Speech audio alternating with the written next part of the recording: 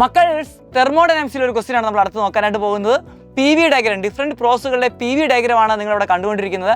നമ്മളോട് ചോദിച്ചിരിക്കുന്നത് ഏതിനാണ് കൂടുതൽ വർക്ക് ഡൺ. അപ്പോൾ നമുക്കറിയണം പി വി ഡയഗ്രം നമുക്ക് തന്നു കഴിഞ്ഞാൽ പി വി ഡയഗ്രത്തിൻ്റെ അല്ലെങ്കിൽ പി വി ഗ്രാഫിൻ്റെ ഏരിയ എന്ന് പറയുന്നതാണ് വർക്ക് ഡൺ എന്ന് പറയുന്നത്. അപ്പോൾ ഏരിയ എന്ന് പറയുന്നതാണ് നമ്മളുടെ വർക്ക് ഡൺ എന്ന് പറയുന്നത്.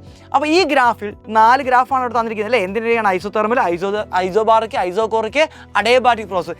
ഈ ഗ്രാഫിനകത്ത് നിങ്ങൾ നോക്കിയാൽ മനസ്സിലാവും ഏതിനാണ് ഏറ്റവും ഏരിയ കൂടുതൽ. നിങ്ങൾ നോക്കിയേ, ഐസോബാറിക്കിന് ഇത്രയും ഏരിയ ഉണ്ടല്ലേ, ഐസോതെർമൽ ഇത്രയും ഏരിയ ഉള്ളൂ, അഡയബാറ്റിക്കിന് അതിനേക്കാൾ ഏരിയ കുറവാണ്, ഐസോകോറിക്കിന് ഏരിയ ഇല്ല.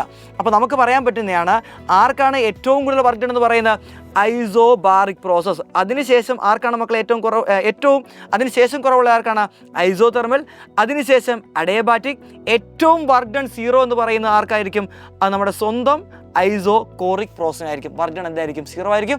അപ്പോൾ ഈ ക്വസ്റ്റ്യൻ മനസ്സിലായെന്ന് വിശ്വസിക്കുന്നു.